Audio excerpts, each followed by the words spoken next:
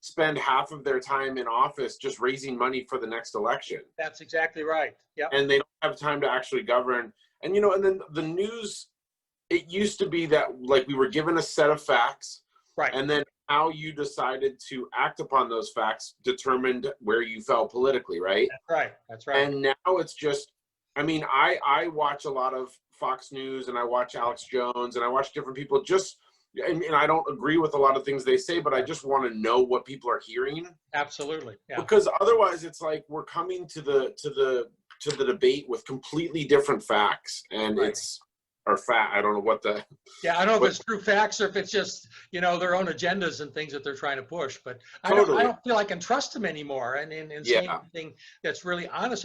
I listen to Fox too, and Fox I think is good, but I think they have their personal agenda aimed at things, just like CNN has their personal agenda. So, you know, you try to listen to different things, but it's hard to really come up with a truthful interpretation of, are they really telling you the facts, or is it made up? And so, I mean, I don't believe a lot of stuff I hear in the news anymore because I'm not sure if it's truthful or not. Yeah, and it's hard because in order to like be an informed citizen, like a headline that you see or every news article that you see, you then have to do 30 minutes to 3 years of deep diving about like, well, what are the actual numbers around that, or how has that been spun? And I mean, you know, and it's I just feel like it's the hard part in my world is, so I grew up in Colorado Springs, Colorado, which is a pretty conservative city. And I grew up in a family that we were atheists, or I mean, we were Catholic, but like not practicing. And then I basically have been an atheist for most of my life, or agnostic. I don't exactly know where I fall, but and it's, you know, a city full of a lot of evangelical Christians and a lot of military. And I, you know, when I was a kid, I had friends all across the spectrum. My house was really liberal, but I knew a lot of very conservative people, and we could talk about stuff. And you know, basically since I guess it would probably W's presidency, I've lost a lot of those friends because they just don't want to have the conversation, and they're, you know, they're coming from a place of like, and I think this election was such a example of it, was the other side is evil, and or evil or stupid or and so it's like when we get together and we talk about things, and these are, you know, we're all coming to it with intelligence and care for each other, but it always ends up becoming this like, well, you just don't care about people, or you hate America, or what, you know, and it's really depressing. It is. I know when I was growing up as a kid, you had a couple of premises that you could rely on. One, if you were lost, you could always go to a policeman and felt safe. You know, to do that. And today, the attitude or the tone towards police is stay away from them, don't deal with them, whatever. I think that's kind of a mistake. And I also remember as a kid growing up that you could have a discussion without anger or, you know, nasty language or anything like that. I mean, you could eventually end up agreeing not to disagree, you know, or agree not to disagree. But now it seems like you can't talk a subject with somebody either getting loud, angry, or start calling you names, you know, or even physically doing violence to you or something like that. I'm saying, where is this society going? Why are we like this? How do we bring it back to where we can sit and talk and come up with solutions and ideas and things to do to fix things? Because we got a lot of problems out here. We got a divided country that is just unbelievable right now, and I don't know if it's going to ever come back again. You know, I know. I wonder. I mean, it's and it's, you know, and then some people, you know, I have a couple friends. Are you married? Yes. Is your wife? Do you guys agree politically generally? Yeah. We're both conservative Republican types. We have been for all our life. So yeah. And I have a couple friends. I have a couple family members that are in marriages where one of the usually the woman is liberal and the man is conservative. And I'm like, how do you do that? And they're just like, well, we just don't talk politics. That's right. But to me, it's like politics are life. Yes. You know, what's going on every day. Yeah. You know, if your child grows up to be gay, or if your child grows, you know, any of these things, like, how do you reconcile those issues if you're coming to it with a different frame of mind? And I don't know. I just don't. That's a really. And I think that like there's so many. One of the other things that I said in my initial video was, you know, that we're all so siloed. Like I'm able to basically. I live in Portland, Oregon.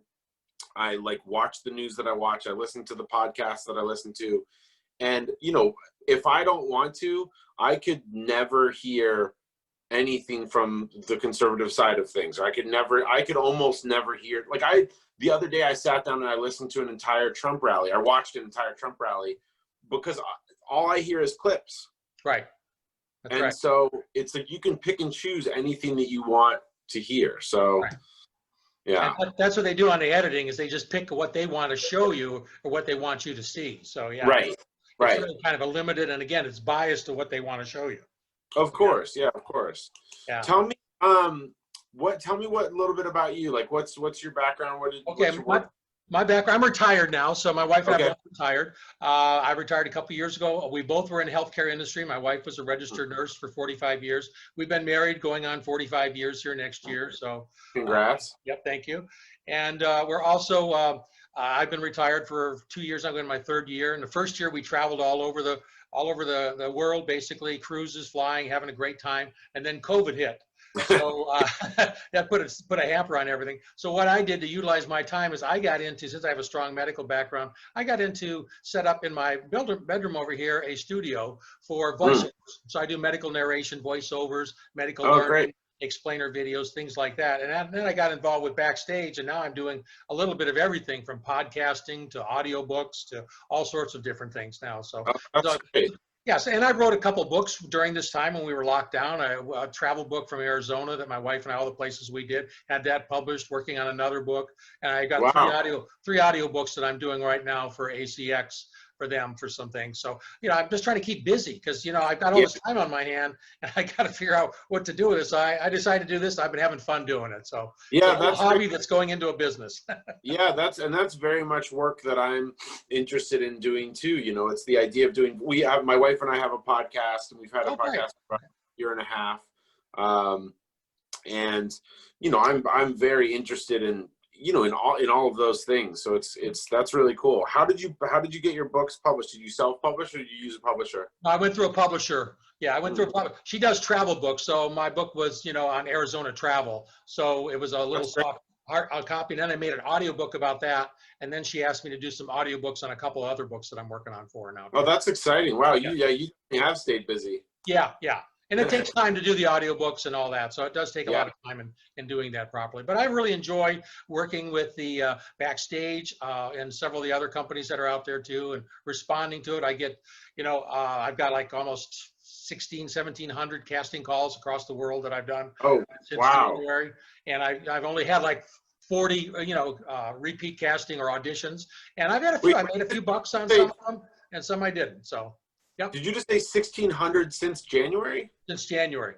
Yeah, I turn out probably a dozen to 2 dozen casting call responses every day. So I get that. Wow. There's that much out there regarding, you know, podcasting, guest work, audiobooks, all sorts of things. So there's a lot out there to do. You know, I need to dig into Backstage more because I have like I can't remember. I don't know if I pay for it at this point. I think I just have the kind of like intro, whatever. Yeah. And because I was kind of like, I don't know. So maybe I need to really dig into it because that's really cool. I should do that. Yeah. I bought the subscription in January for a $99 special or something that they had for a year. For the year or something. Yeah. That's great. I'm totally gonna do that. Good. Excellent. Well, yeah. So tell me. So Sarah suggested topics for us. Right. Mm-hmm. Yeah. Do you want to discuss those topics? Sure. Or whatever topic you want to do. That's fine. Yeah. Yeah. Tell me, what were the 4 that she had? Was it the economy? Economy was one, regarding Trump conceding. And let's see, what was the other one? Climate change. Climate change. Yep. Great. Okay. And then, then maybe we do a hit COVID. Yeah, hit COVID, sure, a little bit. That'd be fun too. Yeah, I think we've got about 40 minutes on this to do. So we've got a little bit of time. I think it's 40 minutes before they cut us off. So. Okay, that's awesome. Well, where do you want to jump in? Do you want to go deep? You want to go Trump conceding? We can talk about that. Yeah. Let's go big first. Yeah. Well, I'm still a little concerned about. I'm actually kind of shocked the way the election went with all of this potential or talk about fraud and all this stuff going on. But it kind of scared me a little bit with the mail-in ballots. Now we've done absentee ballots in Arizona for years, And they have a great system. I mean, you mail it on in, you get a text that they received it, they got a text that they've confirmed it, it's been checked, and your vote counts. Whereas some of the other states, I don't think we're ready for this volume to come in. And I think there's some possible issues regarding that, but I don't know what to believe anymore regarding the voting system and stuff. I've kind of lost a little confidence. That was something you could always rely on, as you had the results on November 3rd, by midnight. Sure. Sure. It's kind of sad.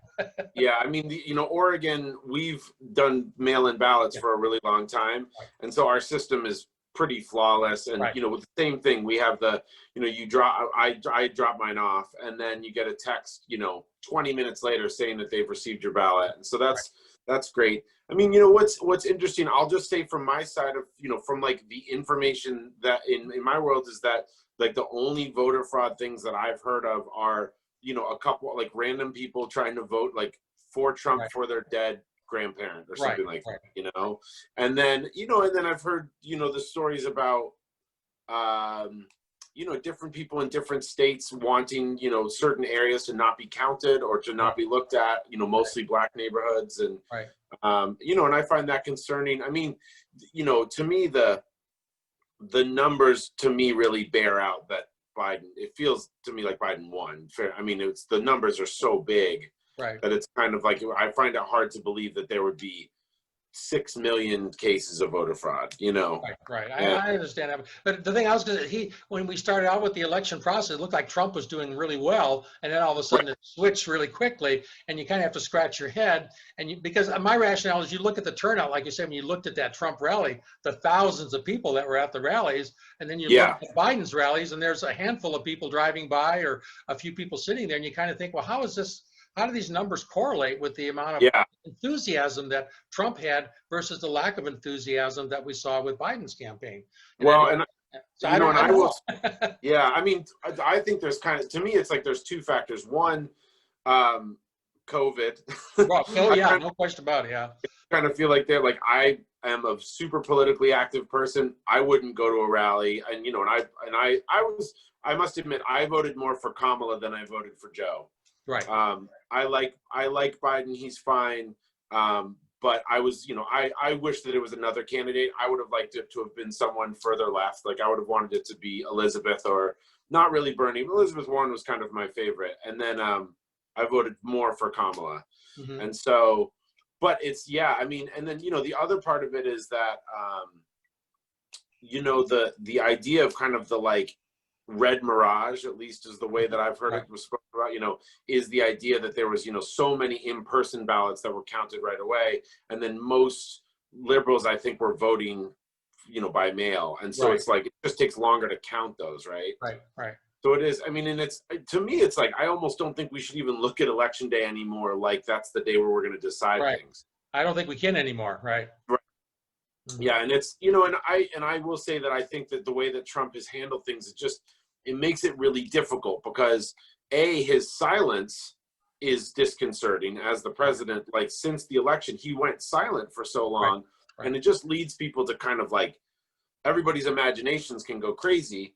And then also, I don't think it's helpful for him to be discounting the system and the like democracy, basically. I mean, I find that, and it's especially, I will say, especially being in Portland, where like, let's just be real, if there's going to be like a civil war, it's probably going to start here because it's where everything's been happening. And it makes me nervous, Yeah, it does. It makes me nervous too. I mean, it's kind of scary what's been going on. And, you got 74 million people that voted for Trump, and they're kind of waiting to see what happens with this election. And I know they're going to be very disappointed, if it doesn't happen, and, it doesn't look like it's going to. So I don't know. I'm just trying to figure out how we can kind of get this divide and make it closer, to bring it in closer to where we can talk more and discuss things, because I'm worried about that too, as a potential civil war or civil disobedience or things of that may erupt from this down the way. So I think doing this is great. I think they need to do this across the world or across our country, having these meetings of one-on-one or 5 people or whatever, doing some discussion back and forth. I think it would be great. It's one way to get it out in the open, Sure. And it's, and I think it's like to have it be one-on-one, unarmed, and sober. Yes, yes. I feel like You know, when I was downtown for a lot of the protests here, you know, the initial protests around George Floyd, but then also, you know, I was there a little bit when there was clashes, you know, because what happens in Portland is that, you know, the people just hear like professional protesters. I mean, everybody just goes out, they want to be heard, they want to do their thing, they want to make signs. But at the end of the day, it's kind of like 95% of the people that are there are there just to be a part of it, right? Right. And then the 5% that after 8 p.m. want to create some chaos and want to break some stuff, right? And but you know, that being said, this is where the media and I have become unfriendly in the past year or so, is that it was a block radius in Portland, and there was like 10 people that were really doing the damage, and yet the media made it look like it was World War III. Right. And so I had people calling me from New York and from other places like, oh my gosh, is your house gonna burn down? And I'm like, no, like we're, you know, it's like, it's all contained, it's fine. And then, but what would end up happening, you know, is like the Proud Boys, or there's another group here called Patriot Prayer. They would come, and, you know, a lot of them came armed, and they're pretty intense people. And so they, you know, what would end up happening is just everybody would just fight and scream at each other. There's no moment for anybody to actually see each other or talk to each other. Right. Yeah, I think that's part of the problem. Yeah, just totally. You got to sit down, you know, unarmed and not sober, and like you say, talk about some of the issues. You know, put up 4 or 5 issues and talk for them, and record the information. Maybe that's something useful the media could do. Would be sponsoring that, and then having you know, some such situations where you can sit down and do that from across the street or whatever, however you want to do it, live or, you know, on Zoom or whatever. But I think it's needed. I think it needs to be discussed with everybody. Well, I end up, you know, I'm a mountain biker and a skier, and so I end up in, you know, like, I live here. I lived in Boulder before here. I've lived in Napa before that. I've lived in mostly liberal places, you know, but when I go to a mountain town, it's usually kind of 50-50 conservative to liberal. And those are moments when I come in contact with people that I might not otherwise. Right. For the most part, the reason that I think these conversations are good is that, like, at the end of the day, we're all looking for the same things. We want our families to be safe. We want our kids to be raised, you know, in a good environment where they can be educated and be safe and be smart and happy.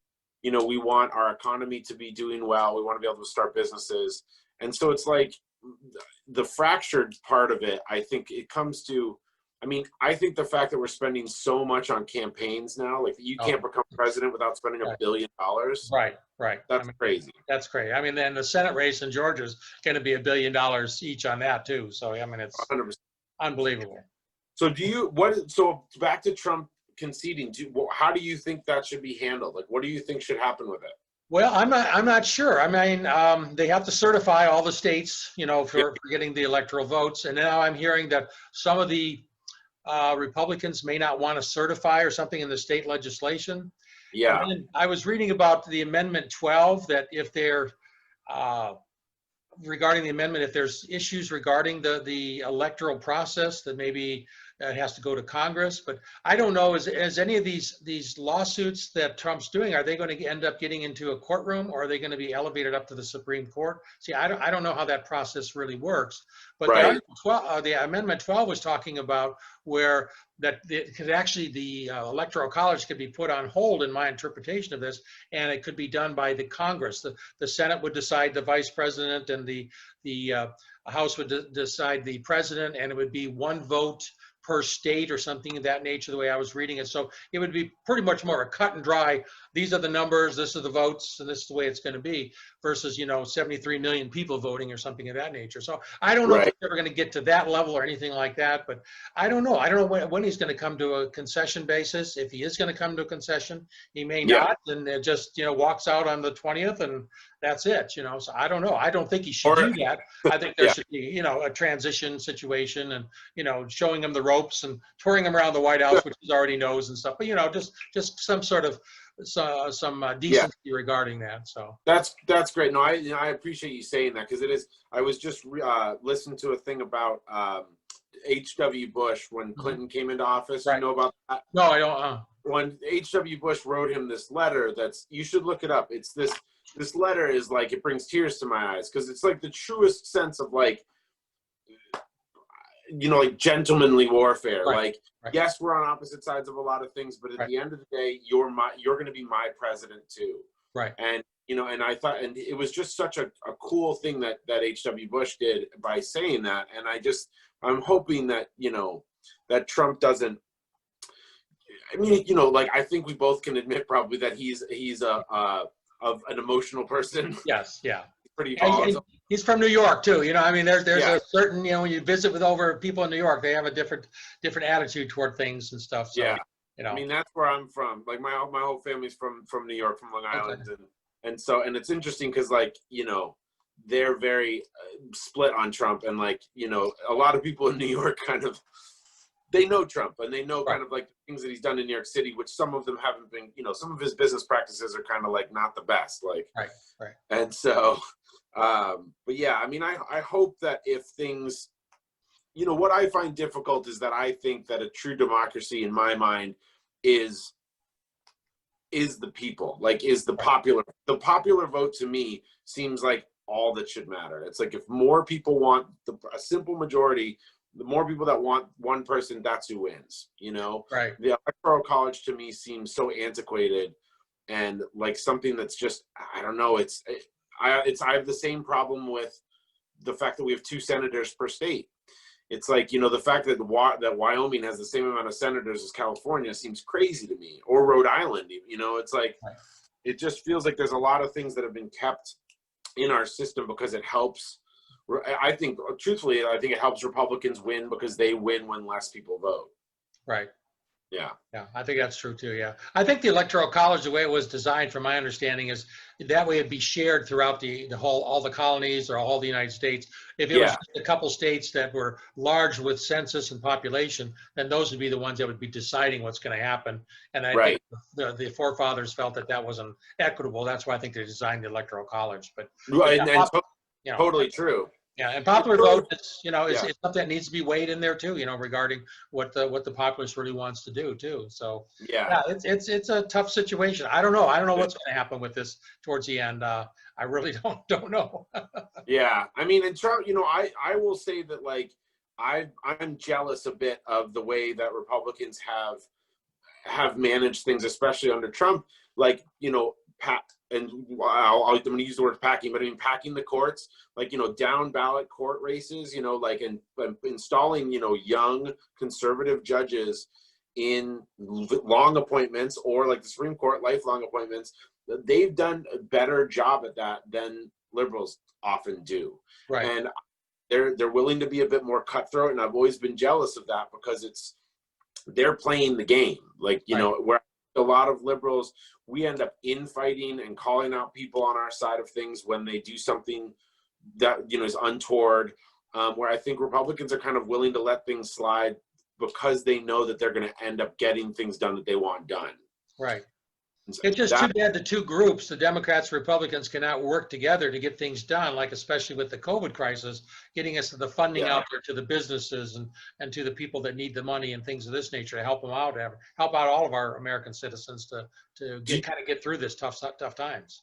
Do you think that the Democrats have been slowing that, though?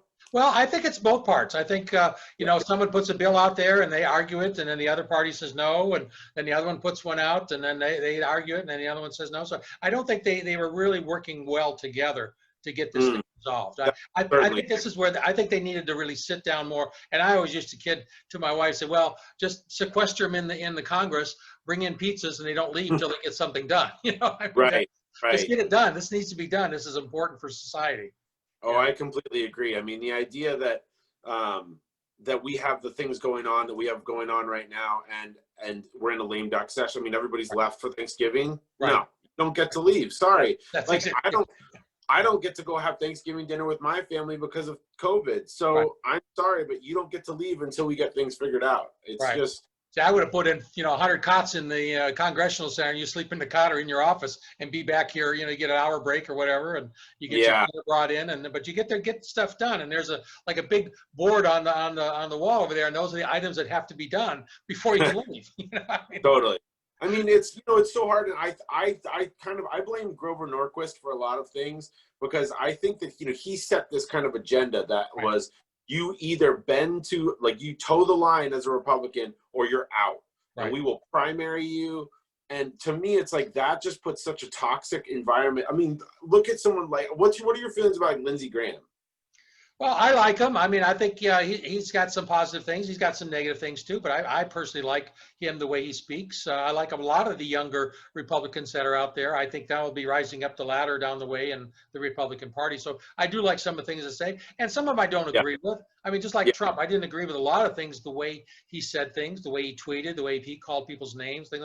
I think it was a little unpresidential. But I do think that that's probably his, and I don't mean to label New Yorkers, but that was kind of a New York attitude, the way you speak your mind, you know, blatantly like that. And that's, unfortunately, it doesn't go across to people well, you know? So I think that's a problem. I know. Yeah, I noticed that in your, the pre-tape that you did, the intro, that you were like not wanting foul language, which I must admit, I'm holding my tongue. Not because and I don't swear usually out of anger. I just swear because it's like, it's just a pause for exclamation point. The F word is like a pause for me. It's like a period. Yeah. So but I find it interesting that like that you're excited about Trump when I think he's like arguably one of the most foulest speaking presidents I've ever seen. Right. I mean, I don't agree with his language and things that he talks about, calling people names, things that. What I was impressed with during Trump for his 4 years here, that he really did a great job with the economy before COVID came. I think, from a business standpoint, I did well with the business and things grew and stuff, and I don't think would have done that under other administrations. So I think he knew how to take care of things. I also feel he did a good job in getting world respect for us. I think everybody, the China, dealing head to head with China regarding the tariffs and things going on there. I thought that was good to do. And, but you don't think that we've lost relationships that are important though? I think there probably are some relationships that are going to have to be rebuilt. Yeah, I think so down the way. But I think he took a stern position, regarding our military, building our military up, so we have a strong military, having respect from the world leaders over there. That USA is back on top again, and they're not one to mess with, and and dealing with China and some of the issues with China. I know China is notorious for stealing our technology, and I don't understand why that wasn't addressed years ago. In this situation. So I mean that's a concern that I have, but overall I mean I think Trump did a pretty good job aside from his issues with his mouth. So. I mean it's hard for me because I don't feel that way. I mean I think that I feel like he lowered our standard in the world by so much that like I don't know, it's just hard for me to know how we're going to come back from it, because I think, and it's the same, I think the same with Boris Johnson. Like it's one of the reasons that I just don't feel like a hard conservative. This is the thing about Trump that I have a hard time with, is I don't think Trump actually believes in anything. Like I think he believes in what the person that he wants to impress most in the room wants him to believe in. And I think like he's so fungible. He's moved a lot on a lot of different issues that I think like, and so I will say that, the economy, like my family did well under Trump because like we have a little bit of money, our investments did well, for the most part, the economy did well. Obviously the economy tanked under COVID. And I think that the way that he handled COVID was terrible, because the fact that he wouldn't wear a mask, all the like little things that you have to do as a president to kind of virtue signal and say like, I'm part of this, I'm a person too. And the fact that he wasn't able to admit that COVID was a thing for the longest time, I think was terrible. And and so I think had we done something like Australia did or other countries that are now out of COVID, I think we could have, I blame him for a lot of that. And so, and then, in the world respect realm, gosh, I just don't know, the way that he speaks about Angela Merkel, the way that he speaks about the Paris Accord, all of these things, to me, it's like, it seems so short-sighted. Like, yes, our economy might be booming for a little bit, but what does it mean in the long run when we're pulling EPA standards, when we're dropping, all sorts of things just for money's sake? Like, I firmly believe that climate change is a thing. I believe that not humans, but our inventions have caused it. And the argument for me has always been, whether you believe in it or not, I think it's makes sense to me to hedge our bets, because if I'm wrong, then the world goes on and we're fine and everything's great. But if he's wrong, then we're all dead. Well, do you feel that the USA has done their part or tried to be the leader in climate control, things of this nature, where some of the other countries out there like China and India, Pakistan, some of those are not really doing their best to it? And the reason I ask this is because when I was traveling across in my early days of retirement and doing different cruises, different countries that we go into, the litter and garbage they had in the ocean near it was unbelievable. It was like miles of it wrapped around their whole islands and things. Totally. And so I'm thinking, well, wait a second. I mean, U.S. I think is trying to do decrease pollution, but then you look at some of the other countries, and I know like China and Beijing and stuff, they've been wearing masks for decades over there because the air quality is so bad. Where I think we've got some things here to try to improve our air quality and some of the filters on the smokestacks and factory and things of this nature. I think we've done some, but I'm not sure the other countries are out there doing anything like we are. So how are we going to eliminate problems with climate issues if the other countries don't participate as aggressively or as supportively as we are? Totally. And and I agree that a lot of other countries were, their carbon footprints were way bigger than ours for a long time. Right. One of the things that's happening though, I think, is like China, for instance, they have the ability, like when they decide to do something, it happens. Right. Partly because of the way that they're governed. Right. And so when they started pushing solar initiatives, it happened nationwide almost instantly. And totally, there's, when you look at emerging economies, I mean, it's difficult because they're still burning coal. They're still burning a lot of things that aren't, great to burn. And, I think in our country, extraction and fracking is something I have a really hard time with. I'm from Colorado. Colorado has been destroyed on some level by the fracking that's happening there. And I think that in my mind, we still need fuel. I mean, we still need gas, we still need oil. But I think that I would love it if we put more money towards something new, something renewable, solar, wind, whatever it might be, so that we can, because it's like we can say, oh, it's not there yet, till we're blue in the face. Right. But I think that if we were putting real money towards these things, and people understood that, like, we could find a way for people to still make money off of it. Right. I think that's the issue right now, is like, you can't make money off the sun. Right. You're not selling sunbeams. Right. I think if there was a way for us to get to a place where we're not, like, the idea that I can be holding an iPhone in one hand and pumping gas in the other, like those two things can exist in the same world, seems insane to me. Yeah, true. It's not very safe either. That's true. Yeah. That's I agree with that. That's interesting. But I just think that the United States is not getting enough credit for we've trying to do things where some of the other nations are not trying as much, and maybe not looking at us as for examples or supporting getting them to do some of that stuff. I think it's a world event, world compliance of everybody doing and jumping in there and helping out doing that to get. Yeah, and I saw the glaciers melting. I mean, I've been to the glaciers several times, and you go there, and the next year you can see several feet is gone again. So there is global warming is definitely happening, I hear. Yeah. But I think the Earth is pretty strong too. They can it'll shake things around a little bit too if it has to straighten things out a little bit. I just think Mother Nature will go in and do what it needs to do. It'll shake with the fracking earthquakes. Yeah, probably so. I mean, it's, as a skier, I'm very concerned about, the idea that, like, I might not be able to teach my kid. My wife's pregnant right now. Mm-hmm. Congratulations. Good. Thank you, Aaliyah. So a lot of the things that I think about the world, and a lot of my political views and at this point are, for me, it's like, I'm good. I've had a good life thus far. I could die tomorrow and be happy. But if I have a kiddo, like, I want them to be able to enjoy all the things that I did. And, it's obviously the reason that COVID is so scary. Right. And then the idea that, like, my kid might not live in a world where there's polar bears, or might not get to a world where they can ski, that terrifies me. And, and the idea of, I will say, like, after the election, like, the idea that my kid is going to come into a world where we have a black female vice president, like, that's a really cool thing for them to see. Whereas if I, brought a kid into a world where, Trump is what I think is, like, tweeting xenophobic and racist things and is pushing policies that are isolationist, that would depress me. Like, that would make me really, would bum me out for sure. Right. Right. Well, I think Kamala will probably be in the 4 years that Biden's there. I have a hunch that she may step in to take over at some point with Biden. I hope so. Because I think Biden's got some, issues that he probably won't be able to manage the full 4 years.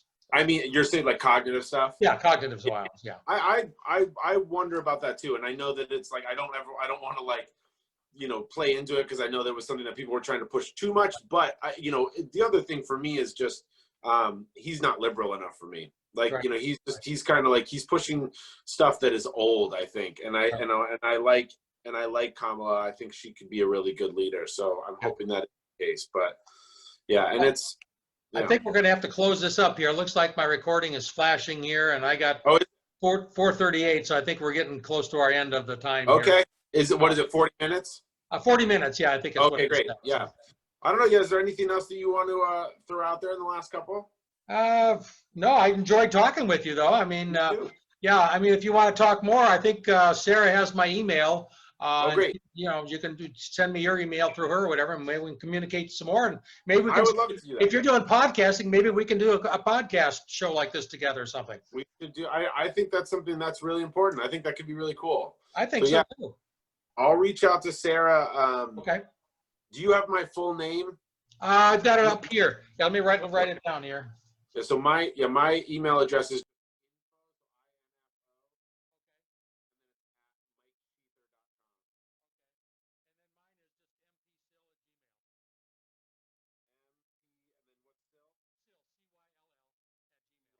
Gmail. Okay, great. Yeah, well, this was really fun, and it's I'm so glad that we did it, and it's and I think an important thing to do. Yeah, so I agree. I think maybe this is something that can go on further and further. I hope American Divide would do more of this, and maybe you and I can do something too with your podcasting and stuff. So that'd be great. I dig it. All right, well, I'll bounce you an email after this, and let's talk. Okay, sounds good, Mike. Nice meeting you. Nice chatting with you. All right. Nice meeting you too. Thank you. All right, bye-bye now.